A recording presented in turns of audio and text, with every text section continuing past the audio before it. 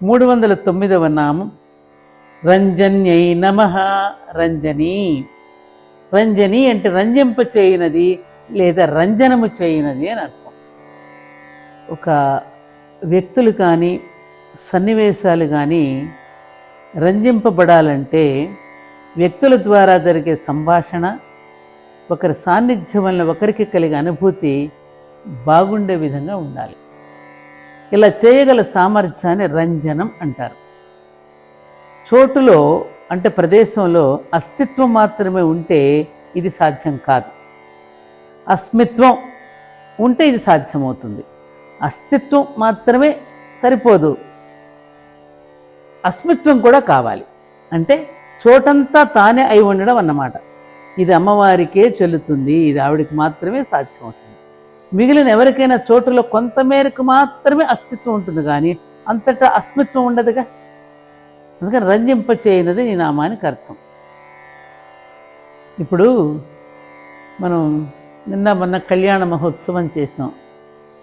అర్థం అవడానికి చెప్తున్నా నేను. ఆ కళ్యాణ మహోత్సవం తిలకించిన వారంతా ఏమన్నారు, ఆ కార్యక్రమాన్ని అంతా చూసి కార్యక్రమం ఎంత రంజింప చేశారండి అని అన్నారా లేదా? ఆ రంజింప చేయడం అంటే అదన్నమాట, ఒక అనుభూతిప్రదంగా సాగేటట్టుగా చేయడం. అమ్మవారి యొక్క 310వ నామం రమణ్యై నమః.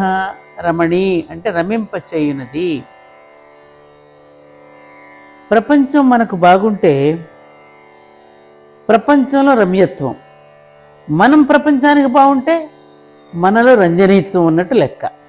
ఈ రెంటినీ కలిగిన లక్షణాన్ని రమణీయత్వం అంటారు. ఈ లక్షణమే అమ్మవారిని సూచిస్తుంది.